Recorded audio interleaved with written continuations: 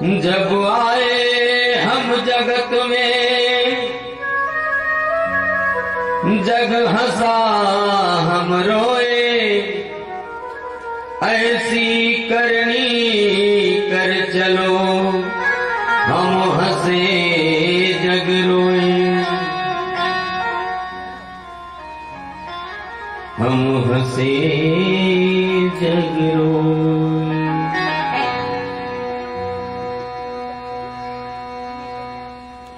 बोल श्री सद्गुरुदेव भगवान की। हर हर महादेव।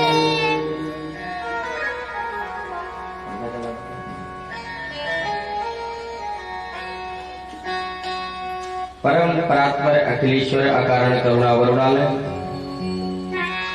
जगत नियंता जगताधार जगदीश्वर, धर्म धुरंधर धर्म सम्राट धर्ममूर्ति धर्मावतार, धर्मकुल पारायण धर्मरथी अजय चक्रवर्ती सम्राट महाराज दशरथ की पावन नगरी अयोध्या में प्रत्यक्ष रूप से विराजमान अनंत बलवंत संत श्री हनुमंत लाल जी महाराज के पावन चरणों में कोटि कोटि प्रणाम करते हुए भगवान श्याम सुंदर के प्रत्यक्षमयी मूर्ति श्रीमद् भागवत महापुराण कथा ज्ञान यज्ञ के माध्यम से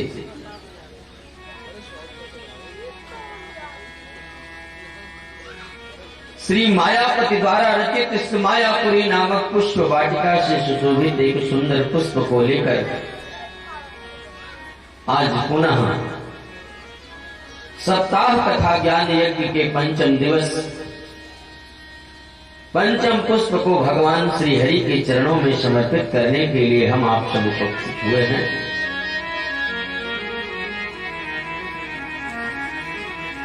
दूर दराज से पधारे हुए समस्त भगवत वृंदों के पावन चरणों की रज को मस्तक पर धारण करते हुए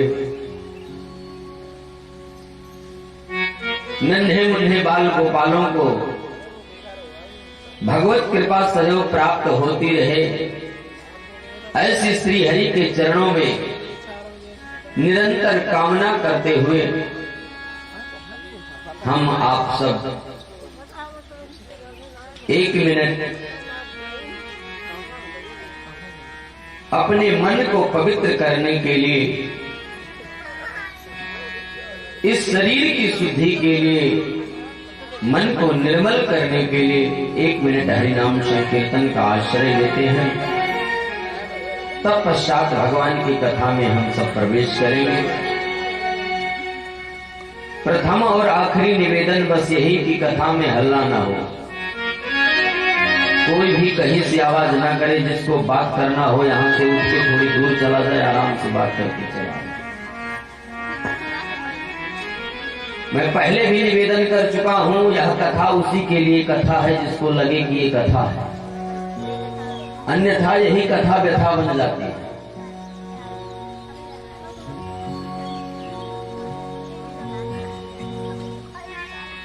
इसलिए भाव के साथ हम आप सब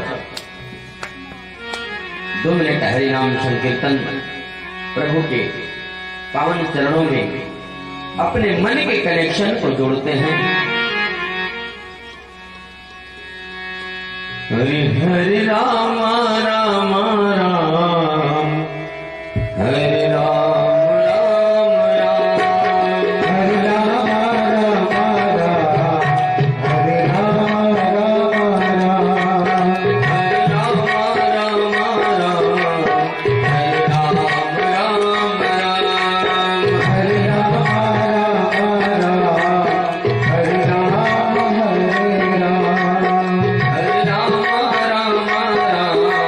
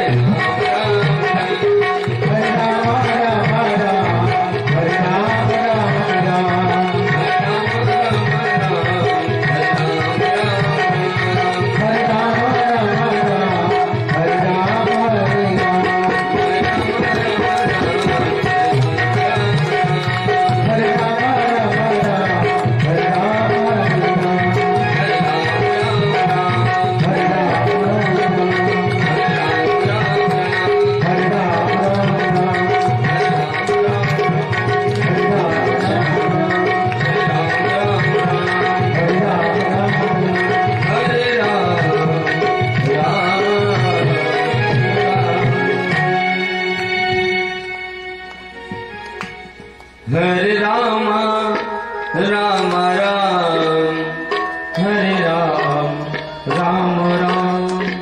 एक बार सारे लोग बोलिए, आप सब बोलिए, हरे राम राम राम हरे राम राम राम।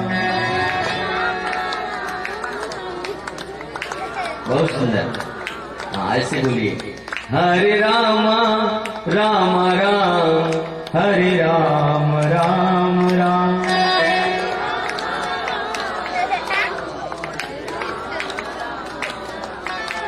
हरे श्यामा श्याम श्याम हरे श्याम श्याम श्याम।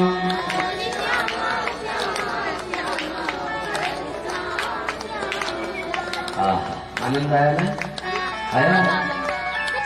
भगवान का नाम ही आनंद है। जो आनंद सिंध सुख राशि सीकर ते त्रैलोक सुपासी। जिसके नाम के, जिसके आनंद के सिंधु की एक भी बिंदु जिसको मिल जाए, वह आराम विराम विश्राम की अनुभूति करता है। अर्थात जो महाराज पूर्णतः आराम दिला दे वही तो राम है। आश्रम किसको कहते हैं? घर भी एक आश्रम है, इसको गृहस्थ आश्रम बोलते हैं। आश्रम का मतलब हुआ आह श्रमः, जहां पर आह निकल जाए, श्रम चला जाए। विश्राम कर आह। कुछ लोग एयर कंडीशन कमरे में जाते हैं, जब खूब भूख लगी रहती है और अचानक पहुंचते रहती आह। जहां पूरा श्रम चला जाए और आह निकल जाए वही तो आश्रम है हमारा। ऐसा आश्रय जहां श्रम चला जाए, आह निकल जाए।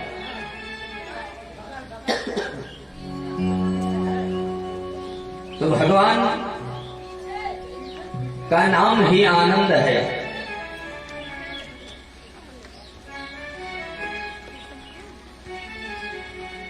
और वह आनंद से परिपूर्ण है।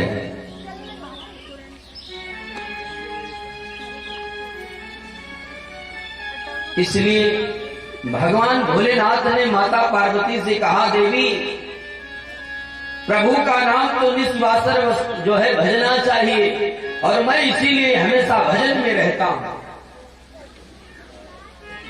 मैं दिन रात भजता हूं और भजन में रहने वाला आनंद में रहता है महाराज।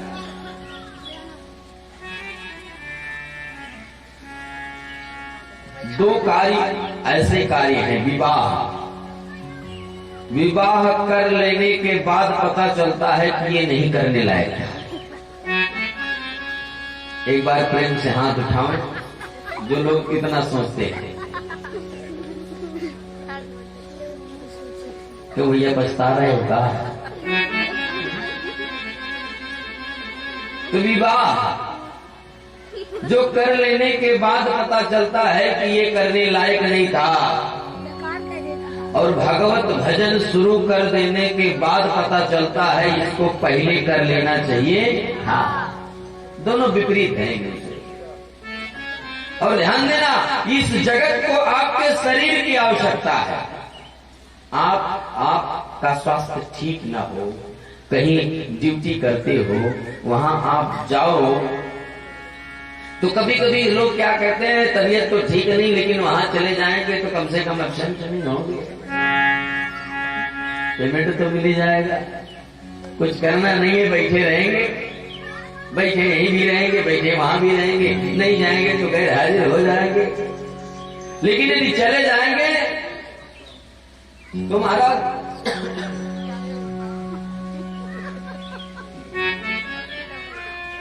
चले जाएंगे तो एक दिन का गैर हाजिरी नहीं होगा, महाराज हाजिरी हो जाएगी। यानी वहां शरीर चाहिए आपकी शरीर उपस्थित हो जाए, मन चाहे जहां रहे। मन तो बीमारी में लगा है, बुखार है, तहर रहे हो, दवा खाए, टेबलेट खाए पड़े हो, बैठे हो, शरीर से उपस्थिति हो गई महाराज तो हाजिरी हो गई। लेकिन भगवान का धाम और भगवान का कार्य क्या है? भगवान कहते हैं जैसे कथा है, तो इस कथा में आपके शरीर की आवश्यकता नहीं।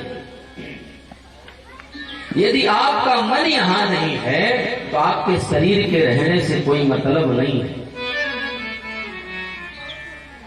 आपके शरीर से कोई मतलब नहीं है जब तक आपका मन यहां ना रहे। और एक दिन आप ऑफिस में मन पहुंचा के देखिए, शरीर घर पे रखिए, देखो कैसे हाजिरी लगती है। नहीं होगा, क्यों? दुनिया को शरीर से काम है और भगवान कहते हैं मुझे मन से कार्य है। मन को निर्मल कर दे, कर से कर्म करो विधि नाना, मुझे कोई मतलब नहीं, बस मन राखो जहां कृपा है। जहां भगवान है वहां पर मन चाहिए। भगवान मन की सुंदरता ही तो देखते हैं।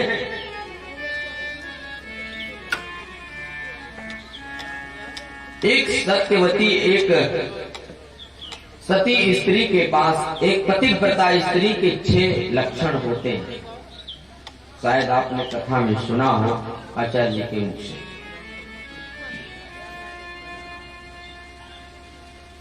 कार्ये सुदासी करणे सुमंत्री रूपे लक्ष्मी क्षमया धत्री भोजे सुमाता शयने सुरंभा खट कर्म युक्ता कुल धर्म पत्नी। 6 लक्षण होते हैं। कार्य सुदासी, किसी कार्य को करने में दासी की तरह निपुण हो। करणे सुमंत्री, और कराने में जैसे एक राजा के ऊपर यदि कोई आफत आवे या कोई कार्य पड़े, कोई अड़चन पड़े, तो अपने राज्य का कार्यभार मंत्री को सौंप कर चला जाता है।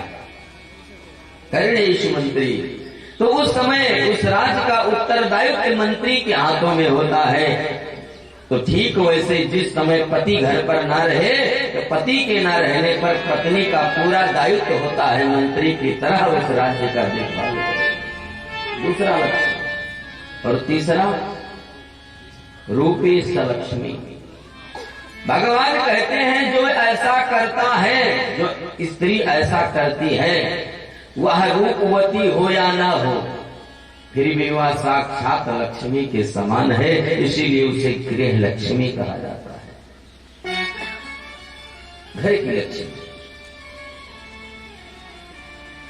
और क्षमया धत्री, चौथा गुण है क्षमावान में पृथ्वी माता की तरह होना चाहिए।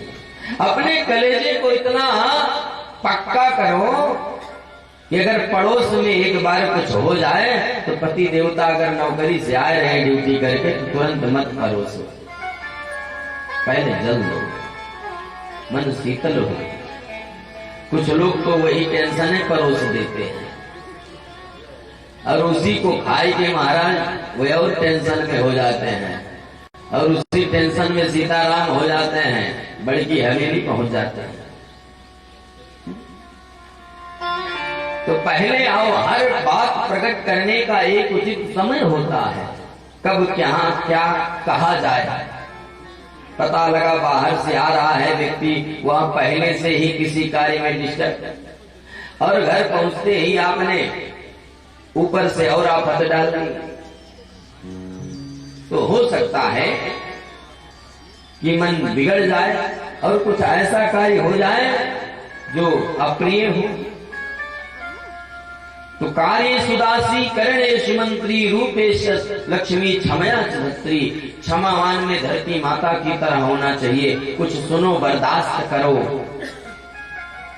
जैसे धरती मैया के ऊपर अनेक अत्याचार होते हैं, जितने चाहे उतने हैंडपंप की बोरिंग करा लो, कभी कोई नोटिस आई किसी के पास? आई? नहीं आई। धरती माँ ने कभी कोई नोटिस भेजा? नहीं भेजा। और तुम्हारे कलेजे में कोई छेद करके देखे, देखो, FIR पहले लिखा जाएगा। तो कम से कम इतना तो क्षमावान होना ही चाहिए, इतनी सहनशीलता तो होनी ही चाहिए अगर घर की लक्ष्मी हो तो। क्षमा स्त्री। और फिर बोले पांचवा गुण, बोले भोजे सुमाता। भोजे सुमाता यानी जब हम किसी को भोजन परोसें तो उसके प्रति मेरा पुत्र और माता का भाव होना चाहिए। जैसे माताएं अपने पुत्र को, अपने लाला को पूछ पूछ कर खिलाती हैं, जबरदस्ती खिलाती हैं और उसको जो है तृप्त कर देते हैं। ये नहीं कि कोई मेहमान आ गया तो महाराज एक बार पड़ोस के साथ लोग झगड़ा देखने टीवी खोल के बैठे। अब सीताराम पता लगा वो शर्माता हो तो सीताराम। मान लीजिए पहली बार आया हो तो, या ससुराल आया हो तो, पहली बार तो लोग शर्मावे करते हैं। अच्छा, किसी की कितनों भूख लगी रहे हो, एक बार पूछोगे तो हाँ करेगा थोड़ी।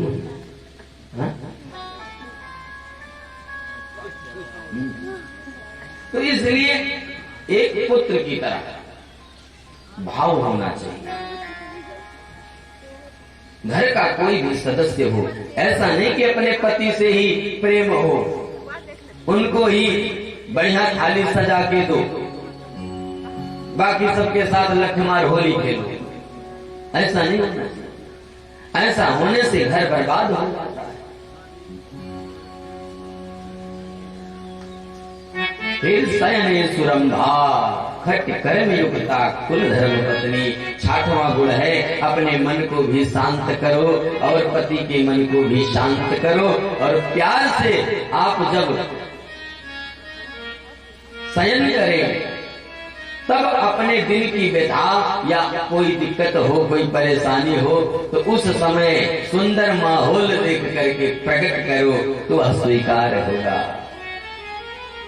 हथौड़ा कब मारना चाहिए लोहे पे? जब वो गर्म हो।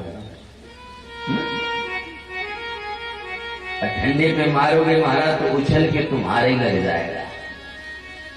बोलो राधे। ऐसे सारे गुण हैं माँ देवकी के अंदर, ऐसे सारे गुण हैं माँ कौशल्या के अंदर, ऐसे सारे गुण हैं माता पार्वती के अंदर। मां पार्वती ने कहा प्रभु भगवान जब जब अत्याचार बढ़ता है, पापाचार बढ़ता है, तब तब अवतार लेते हैं। और आज कन्हैया ने जन्म लिया है। हमारे श्रीमन नारायण भगवान श्याम सुंदर के रूप में अवतार ग्रहण किए हैं। राम जी के रूप में अवतार लिए हैं। हिरण्याकश्यप का वध करने के लिए प्रभु नृसिंह का रूप धारण किए। जब जब अत्याचार बढ़ा तब तब प्रभु अवतार लिए। तो क्या पृथ्वी के सारे राक्षस मर गए? पृथ्वी राक्षस विहीन हो गई? भगवान भोलेनाथ बोले देवी वही राक्षस ड्रेस बदल के चले आए। वो राक्षस ड्रेस बदल के चले आए। बोले वो कैसे हैं? बोले इनको पहचानना जरा मुश्किल है। पहले के जो राक्षस थे उनकी सींगें निकली रहती थी, बड़े बड़े बाल होते थे, बड़े बड़े नाखून होते थे, विकराल स्वरूप होता था, देखने में ही लगते थे कि एक राक्षस है। लेकिन आज के राक्षस महाराज डेंटिंग पेंटिंग कराए पेट। हाँ, अब तो ब्यूटी पार्लर भी जाते हैं। तो बोले ऐसा फेशियल करा के फिट रहेंगे कि आप बगल बैठे रहेंगे, समझ नहीं पाओगे। तो बोले कुछ तो पहचान है। बोले एक पहचान है, बाबा जी ने लिखा है।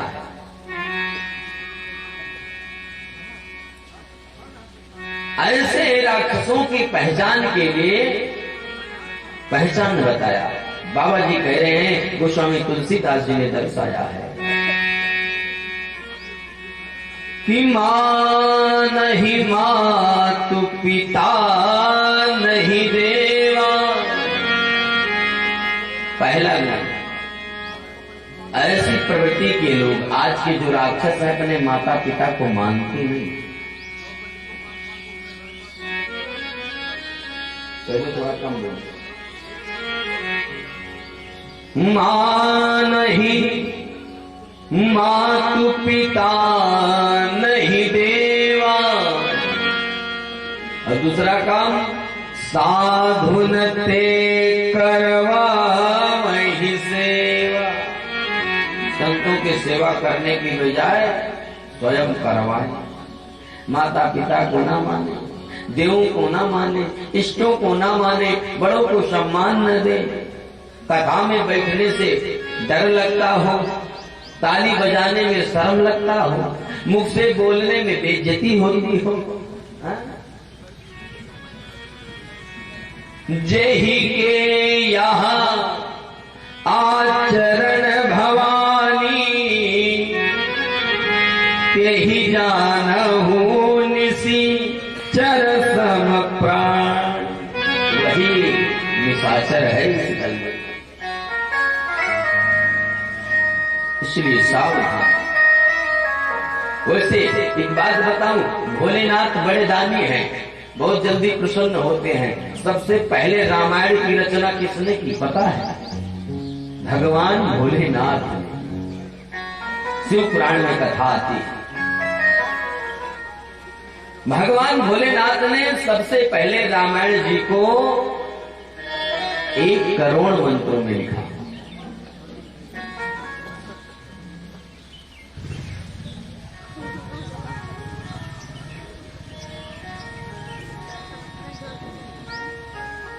अब महाराज भगवान ने लिख तो दी इतने मंत्रों में,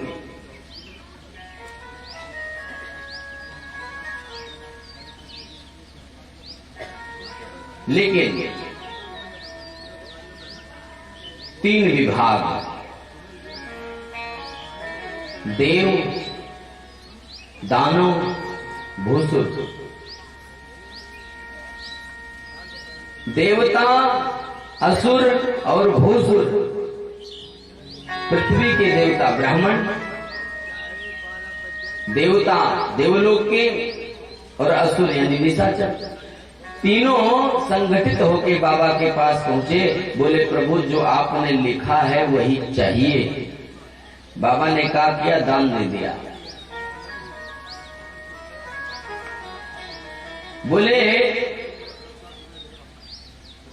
मैंने जो ये मंत्रों की रामायण तैयार की है,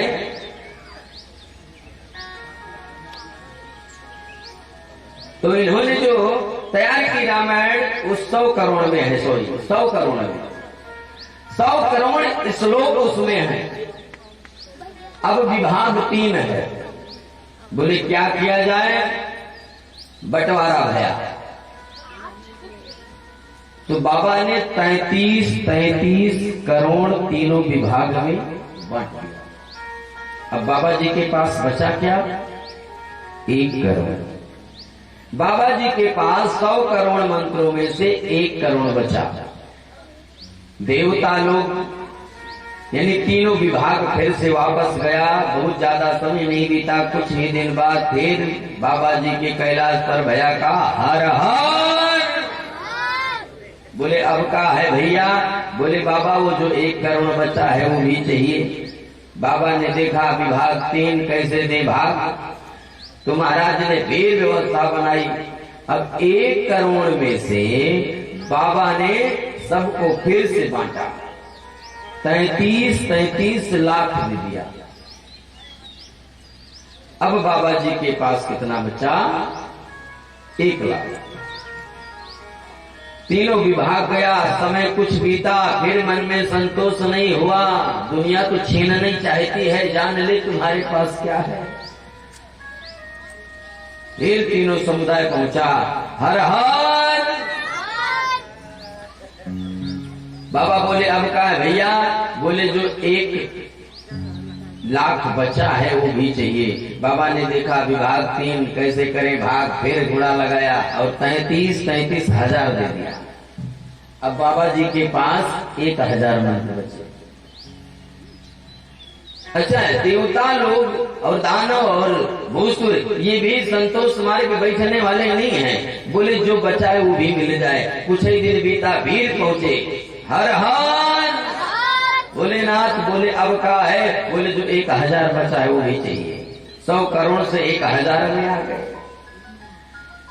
बोले 1000 जो बचा के रखे हो वो भी चाहिए। बाबा ने कहा लो ले जाओ। 33,100 दे दिया। 33,33 तो महाराज जब 33,33 हो गया, अब महाराज जी के पास मात्र 100 मंत्र बचे। कुछ दिन बीता, बाबा जी सोच रहे हैं अब तो संतोष हो ही जाना चाहिए, लेकिन मन में सोच ही रहे थे। फिर तीनों विभाग पहुंचा महाराज, हर हर अब का है भैया? अरे जो बचा है वो भी चाहिए। बाबा ने कहा ले जाओ कोई बात नहीं। 33 मंत्र दे दिया। अब बाबा जी के पास का बच्चा एक मंत्र। अच्छा, देवता लोग एकदम से कंगाल बनाना चाहते हैं उनको। फिर गए, कुछ ही दिन बीता, तीनों विभाग घाट पड़ा, हर हर। बाबा बोले अब का है भैया? बोले प्रभु जो बचा है वो भी चाहिए। बोले ये तो नहीं हो सकता। 100 करोड़ में से सारे के सारे आपको दे दिए और एक बचा है, उसके पीछे हाथ धोके तीनों लगे हो। अब विभाग है 3, कैसे दे हम भाग इसको? अब मंत्र एक है, काटा नहीं जा सकता। इसलिए एक काम करो, इसको मेरे पास ही रहने दो। देवताओं ने और दानों ने और भूसुरों ने मंत्रणा की। आखिर पूछो तो कौन सा अपने पास रखे हैं? बाबा जी अपने पास क्या रखे हैं? भोलेनाथ मुस्कुराए, बोले मैंने सब तो दान दे दिया तुम्हें। 100 करोड़ में मैंने रामायण को तैयार किया और सारे रामायण जी को आपको दे दिया। मैंने जिसे अपने पास रखा है तुम्हें पता है, मैंने राम जी को अपने पास रखा है। बाकी पूरी रामायण तुम्हें दे दी। भैया आप तो छुट्टी कर। मात्र 2 अक्षर भगवान भोलेनाथ ने अपने पास रखा, इसीलिए दिन रात वो उसी में रमे रहते हैं। वही एक मंत्र है जो भगवान शिव के पास है। कहते हैं देवी इसीलिए तो मैं दिन रात भजता रहता हूं। हम सब भी राम जी को दिन रात करसी कर्म करहु विधि नाना। इन हाथों से संसार का जो भी कार्य है सब करते रहो। प्रभु ये नहीं कहते कि काम के आगे, राम के आगे काम को भूल जाओ, लेकिन महाराज उस गृह कार्य के साथ साथ राम जी को भी तो याद करो ना। बहुत सही थोड़ा ही सही कुछ राम भजन होना चाहिए। माना भक्तों की गृहस्थी में बहु झंझट और झमेले हैं, उस घर झंझट के साथ साथ कुछ हरी झंझट होना चाहिए। एक घड़ी आदि में पुनियाद, तुलसी संगत साधु की कटे कोटि अपराध। ऐसा क्यों कहा? आदि में पुनियाद, तुलसी संगत साधु की।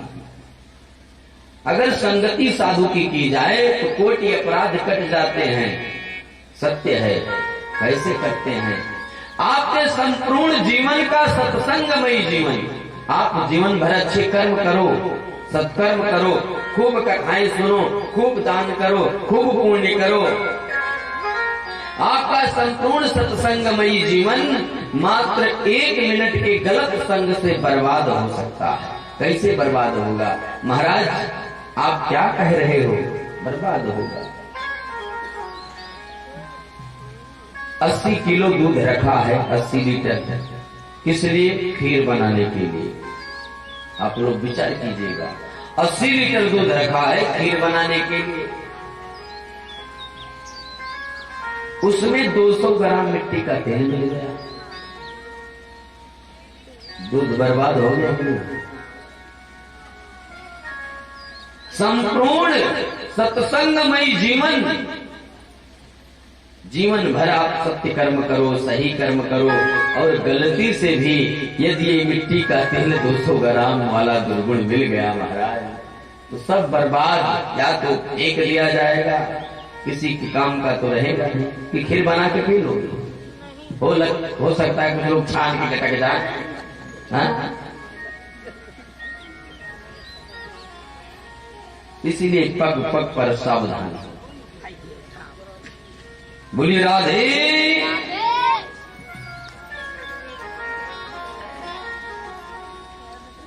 भगवान श्री लक्ष्मी नारायण ने देवताओं को आश्वासन दिया कि धरा का पाप कम करने के लिए मैं वसुदेव जी के यहाँ जन्म लूंगा। और कल जन्म की कथा थी, भगवान मथुरा में पधारे हैं।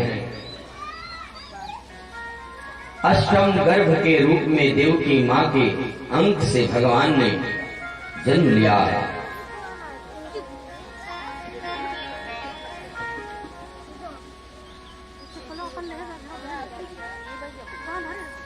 योजना बनी,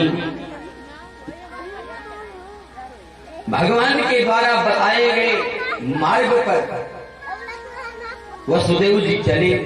भगवान चतुर्भुज रूप लेकर के प्रकट भये सामने। वसुदेव देवकी ने सुंदर स्तुति गाई। भगवान को देखकर मैया की आंखें भर आई। मैया ने कहा, प्रभु आपका वर्णन मैं कैसे करूं, आपकी सराहना कैसे करूं, आपके रूपों का और आपके इस उपकार का कि आपने अपनी कृपा करने के लिए हमारे यहाँ पधारे हैं, वो भी पुत्र बनकर। लेकिन यदि आप पुत्र बनकर आए हैं तो इतने बड़े होकर आने की क्या आवश्यकता थी? इतने बड़े बनकर क्यों आए? पुत्र तो छोटा होता है। भगवान बोले, मां मैंने देखा हमारे जो मामा हैं कंस, हमारे कंस मामा खूब अत्याचार कर रहे हैं, पापाचार कर रहे हैं, मुझसे रहा नहीं गया। माँ आपको 7 तालों के अंदर बंद करके रखा है। मैं इसलिए सब कुछ लेकर आया हूं।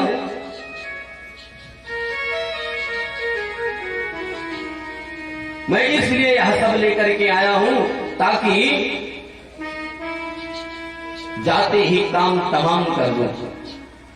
मैया ने कहा, वो तो ठीक है, लेकिन लोग क्या कहेंगे? लोग क्या कहेंगे? प्रभु ने कहा, क्या कहेंगे? लोग कहेंगे इतना बड़ा पुत्र कभी होता है? 4 हाथ वाला होता है, इतना बड़ा कभी होता है? कोई पुत्र शंख चक्र गदा लेकर के जन्म लेता है कि तुम ही आए हो? भगवान ने कहा, तो क्या करें? बोले, छोटा होना पड़ेगा अगर पुत्र बन के आए हो प्रभु। भगवान ने कहा, अगर हम छोटे हो जाएंगे तो आपको मेरी रक्षा करनी होगी, और अभी मैं आपकी कर सकता हूँ। वसुदेव जी ने कहा, वो कैसे? बोले, समझ में नहीं आई बात। अरे हम छोटे बन जाएंगे, हमको टोकरी में भरिएगा, यमुना जी को पार करिएगा, गोकुल में जाइएगा, नंद जी के महल में प्रवेश कीजिएगा, नंद रानी सोती रहेंगी, उनके बगल में लिटाई दीजिएगा, बगल में एक कन्या है उसको उठाई लीजिएगा और आप यहाँ चले आइएगा। बोले, ये हथकड़ी, ये द्वारपाल, बोले उठा के देखो तो सब चटाचट टूटते चले जाएंगे। जैसे वसुदेव जी की नजर हथकड़ी पर पड़ी, महाराज हथकड़ी टूट गई, दरवाजे पर पड़ा, दरवाजे खुल गए, द्वारपाल सब सो रहे हैं। प्रभु की ऐसी योजना, रात्रि में उठाया, सर पे रखा और ले जाकर के नंदरानी के बगल में टेका करके रात्रि में ही वापस चले आए। यमुना जी ने भी सरलता से रास्ता दे दिया, मेरे गोविंद पधार रहे हैं। और जैसे उस कारागार के अंदर प्रवेश किया, सारे दरवाजे पुनः अपने आप बंद हो जाते हैं, जैसी के तैसी स्थिति में हो जाता है।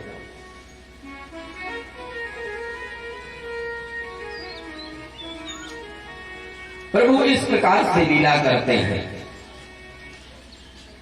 ध्यान देना, माँ देवकी ने पहली बार और आखिरी बार स्तनपान करा करके जेल में ही कन्हैया को भेज दिया था। आज अपने लाला को पहली बार स्तनपान करा करके भेजा है और आखिरी बार, क्योंकि आज जा रहे हैं, आज के बाद प्रभु कब आएंगे पता है? कंस को मारने केवल आएंगे, बस पूरा बचपन तो गोकुल में बीतेगा, वृंदावन में बीतेगा।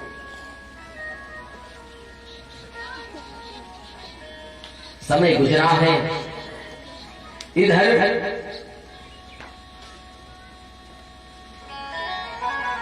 कंस को पता चला कि इस बार वाला बेटा नहीं बेटी हो गई।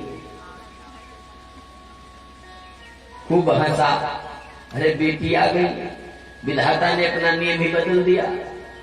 खूब हंस रहा था, नारद बाबा ने कहा वो हंसने की जरूरत ना है, अरे बेटा नहीं भैया तो कहा भा बेटी, जो भाई बेटी का बेटा मारेगा। खोपड़ी खिसक गई, भेद गया दौड़ करके देवकी के हाथ से कन्या को छीन लिया और जैसे ही आकाश में उछाला शिला पर पटकने के लिए, वैसे ही वह कन्या अष्टभुज रूप धारण करके प्रकट हो गई और कंस को डांटते हुए, गर्जना करते हुए कहती है, अरे प्यारे कंस, मेरे जैसे निरपराध बालकों को मारने से तुझे क्या मिलेगा? वास्तव में जो तुम्हारा शत्रु है वह कहीं और जन्म ले चुका है। कंस धर धर धर धर कांपने लगा, हाथ जोड़ करके निवेदन करने लगा, अरे अरे माँ, जाते जाते ये तो बता जाओ मेरा शत्रु कहाँ है? कौन से गांव में उसने जन्म लिया? गांव का नाम तो बताती जाओ।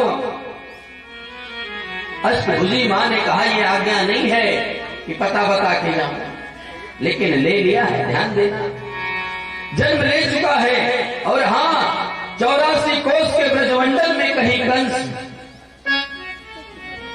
जन्म ले चुका है, जा ढूंढ। आया, बहन के पैर पर गिर पड़ा और बड़ा सुंदर उपदेश भी दिया। बोला, सुनो, रोती क्यों हो? आत्मा तो अजर अमर है, उसे कौन मार सकता है? ये राक्षस भी कभी कभी बहुत ज्ञान वाली बात करते हैं, लेकिन दूसरों के लिए उपदेश देते हैं, स्वयं उस उपदेश को जीवन में नहीं उतारते।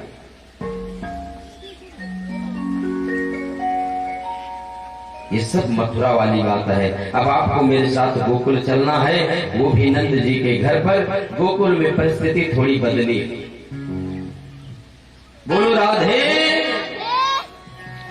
गोकुल में थोड़ी परिस्थिति बदली है। अब यहाँ ब्रज की कथा है तो थोड़ी ब्रज भाषा में भी होगी। अब ये नंद जी जो हैं वो ब्रज के सम्राट हैं, ध्यान से सुनिएगा, ब्रज के सम्राट हैं। पर बेटा तो भयो ना, मन में बड़ी चिंता हो, मन में बड़ी चिंता होए, बेटा तो भयो ना। ब्रजवासी बोले, बाबा कछुक ब्राह्मणन के बुलवाए के जेवनाए देव लाला होए। अब तो महाराज विप्रलोक पधारे, अनुष्ठान प्रारंभ कर दिया और यहाँ अब ब्रज में अनुष्ठान चल रहा है नंद जी के यहाँ। अब ऐसे सबको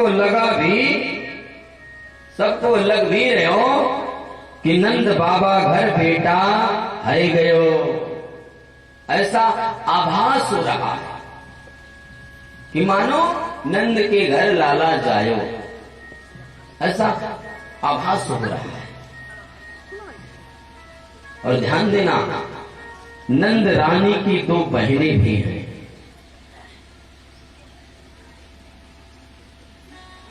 यानी नंदे भी हैं।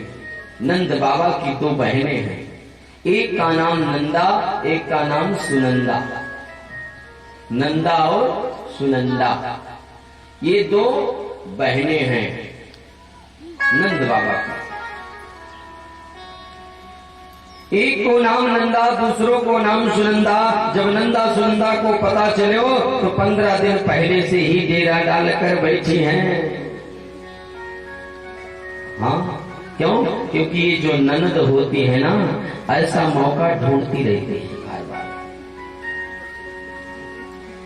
ऐसा मौका ढूंढती रहती हैं कि ऐसा समय आवे कि कुछ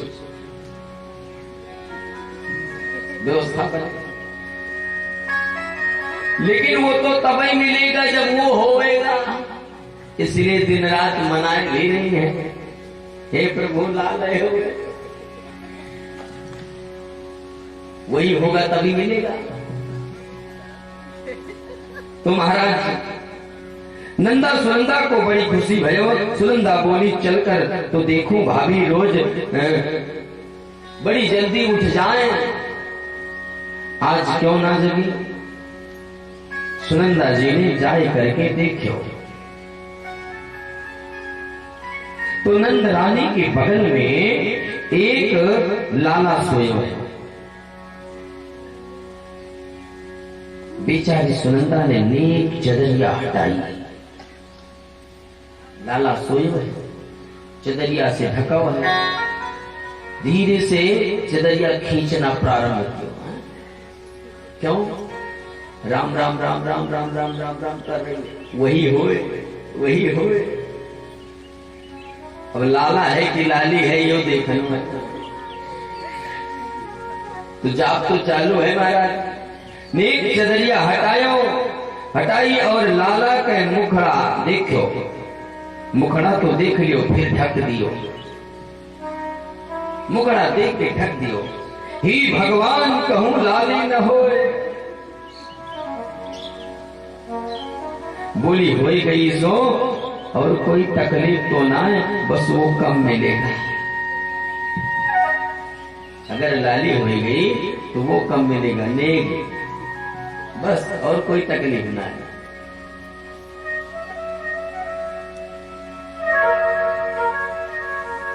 बोली राधे। अब वो सोचने लगी कि भैया जी 75 के तो वैसे हो ही गए हैं, कम से कम अब तो लाला हो जाए, फिर चाहे 5 लाली इकट्ठे हो जाए, कोई टेंशन ना है।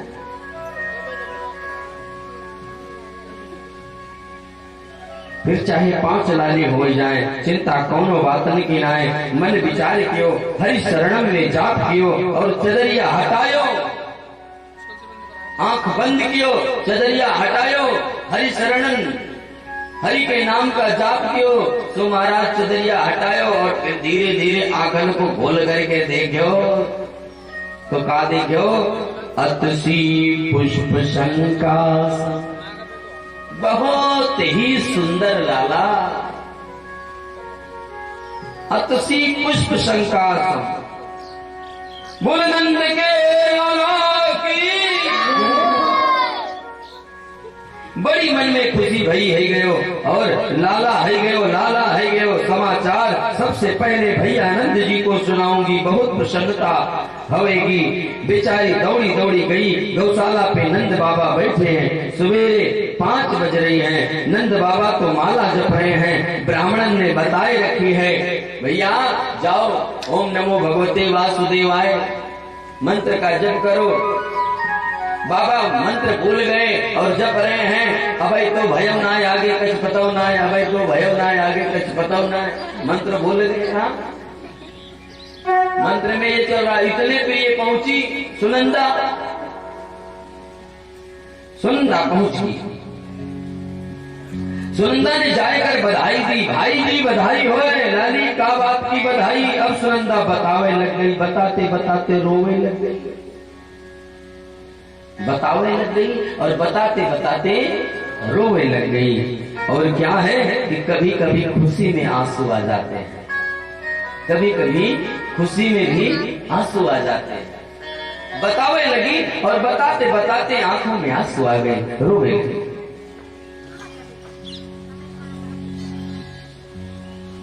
फर्क क्या होता है दोनों आंसू में? जो खुशी के आंसू होते हैं वो ठंडे होते हैं, जो दुख के आंसू होते हैं वो गर्म होते हैं। रोने लगी। नंद बाबा घबराए, लाली का बात भयो, काय को रोदन कर रही है, काय को रोई रही है, और बधाई का बात की। अब तो महाराज जोर जोर से रोने, और जोर से, और फिर खूब तेज तेज से कहने लगी, जोर जोर से कहने लगी, कहा है गजब है गयो, गजब है गयो, गजब है गयो, रोना प्रारंभ है, रो भी रही है, और गजब है गयो, गजब है गयो, गजब है गयो। सब घबराई, सबन ब्रजवासिन की भीड़ लग गई। लाली का भयो कछु ना, गजब है गयो, का भयो कछु ना, गजब है गयो। सारे ब्रजवासिन की भीड़ लग गई, आखिर बात क्या है। नंद बाबा परेशान, लाली का बात है, कछु नहीं, गजब है गयो, अरुणा प्रारंभ। सब परेशान, बात क्या है। तो फिर कही गजब है गयो। अरे का भयो लाली बताओ तो।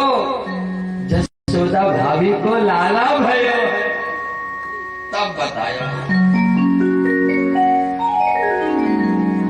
भैया आपके घर में नीलमणि जैसे लाला जायो है।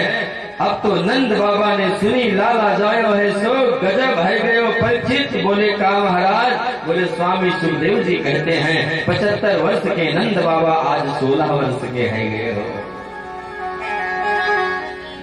बोले नंद के लाला की 75 वर्ष के नंद बाबा आज 16 वर्ष के है गयो। और देखो बाबा जी ने यमुना जी में डुबकी लगाई, माथे पे चंदन लगायो, मोछन पे इत्र लगायो, सुंदर पीताम्बरी पहनी, बाजू बंदी भी पहनी, और बोले छोरा नेक लगू है, दर्पण दिखाओ।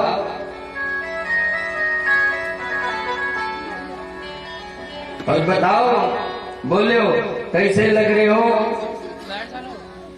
तो छोरो बोले हो दूल्हा जैसे लग रहे हो।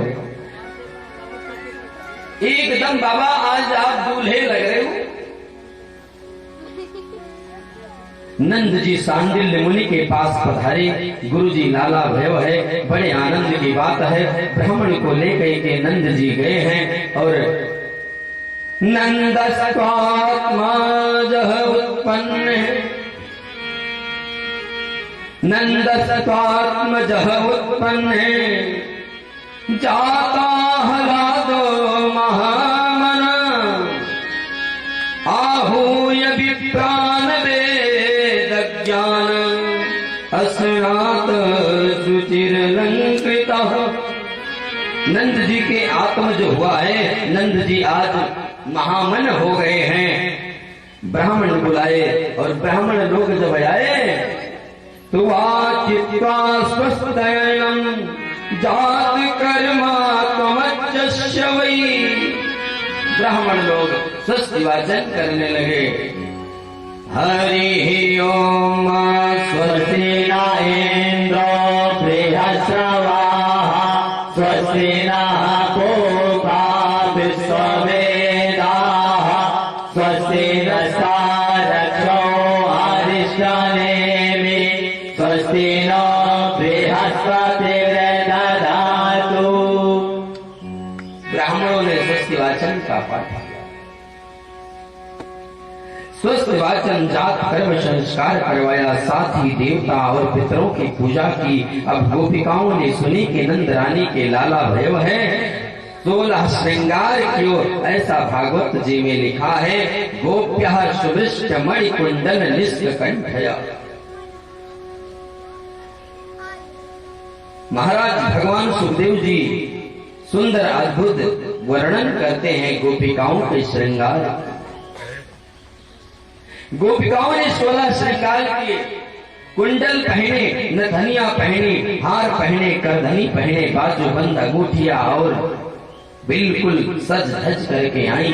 9 युवतियां सज रही हैं, 84 कस की लहंगा पहन रही हैं, 84 गज कसी की लहंगे पहन रही हैं महाराज। और एक बुढ़िया माता ने तो उम्र है 95 वर्ष की, लेकिन मैया निकालो अपने विवाह वाली साड़ियां जो पहले दिन पहनी थी। आज या को पहन के लाला को बधाई देवे जाओ। आज वही साड़ी निकाली जो विवाह में पहन करके पहली बार आई थी। और महाराज श्रृंगार करने बैठी तो सब उल्टो पुल्टो हो गए। नाकन की चीज कानन में, होठन के चीज आंखन में। ले कर ले दर्शन, सब उल्टा पुल्टा है गए। अब सब ब्रजवासी बधाई देवे नंदाल लाल बधारे हैं। अब महाराज हम सब भी उस बधाई में सम्मिलित होते हैं भाव के साथ।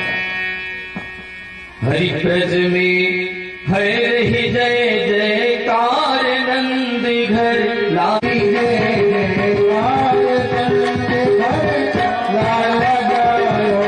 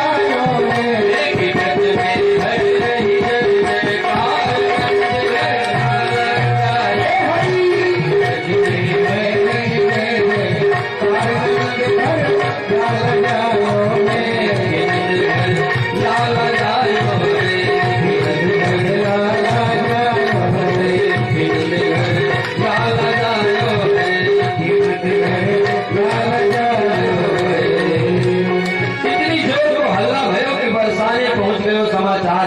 सो महाराज विश्वभान जी बोले काये को हल्ला, तो पता चलो महाराज नंद जी के घर लाला जाए। विश्वभान जी बोले कितनी कृपा दृष्टि है भगवान की, कितनी कृपा दृष्टि प्रभु ने की है। नंद के घर लाला जायो है और आज ही हमारे घर लाली जाई है, यानी राधा रानी भी आई है हमारे। विश्वभान जी बोले उधर नंद के घर लाला जायो है तो इधर हमारे घर लाली जाई है। भगवान ने कितनी कृपा दृष्टि की है। तो विश्वभान जी ने लाला की ताई टीको भेजो और नंद गांव के गोप लोग उनको देखो, बड़े सुंदर सुंदर हीरे मोतिन की माला। अब ध्यान देना, हम बोलेंगे नंद महर घर ढोटा जायो, आप सब बोलेंगे बरसाने से टीको आयो।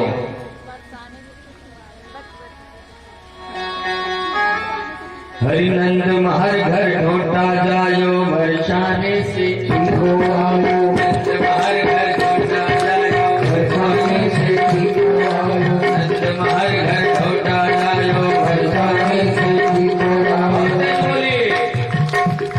नंद महर घर ढोटा जायो, बरसाने से टीको आयो। नंद महर घर ढोटा जायो, बरसाने से टीको आयो। नंद महर घर ढोटा जायो, बरसाने से टीको आयो। नंद महर घर ढोटा जायो, बरसाने से टीको आयो। नंद महर घर ढोटा जायो, बरसाने से टीको आयो। नंद महर घर ढोटा जायो, बरसाने से टीको आयो। नंद महर घर ढोटा जायो, बरसाने से टीको आयो। नंद महर घर ढोटा जायो, बरसाने से टीको आयो। नंद महर घर ढोटा जायो, बरसाने से टीको आयो। नंद महर घर ढोटा जायो, बरसाने से टीको आयो। नंद महर घर ढोटा जायो, बरसाने से टीको आयो। नंद महर घर ढोटा जायो, बरसाने से टीको आयो। नंद महर घर ढोटा जायो, बरसाने से टीको आयो। नंद महर घर ढोटा जायो,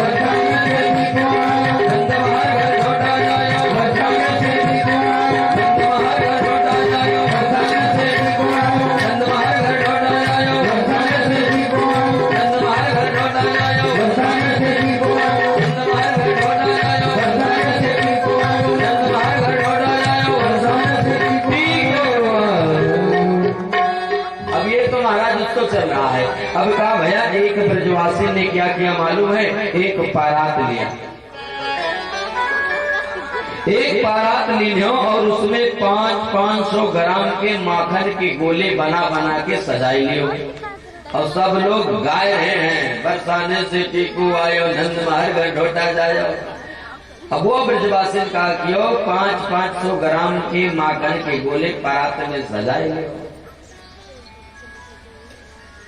तो महाराज वही भीड़ में एक 95 वर्ष की मैया आई,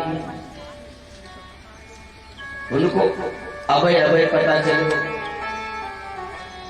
हल्ला सुन करके आई और जैसे आके भाई भीड़ में बोली का भयो।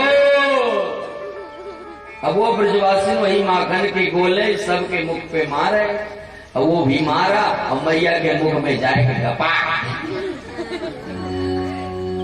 और मैया के जब मुख में वेदांती मैया जिसके दांत नहीं हुई वेदांती, हाँ जिसके दांत नहीं हुई तो वेदांती। तो महाराज मुख में दांत तो दे नहीं, जिस घर में दरवाजे नहीं होंगे चाहे तो घुस जाए। तो महाराज माखन को गोलो फेंक के मारो तो महाराज मैया के मुखन में गिरे हो, पहले तो गटक ले, फिर जेब को निकालो और खूब चाटो, चारों तरफ लगा था। फिर पूछो लाला कहाँ भैया, तो वह ब्रजवासी ने कहा मैया अभी नहीं पता चलो कहा भयो, कहा भाई नंद घर लाला जायो है। अब देखो 95 वर्ष की मैया 16 वर्ष की है गई और खूब ताता थैया करके नाचने लगी। हरिनंद जी की आंगन में बज रही आज बधाई, नंद जी की आंगन में बज रही आज बधाई, नंद जी की आंगन में बज रही आज बधाई। 100 बारी बधाई, 100 बारी बधाई,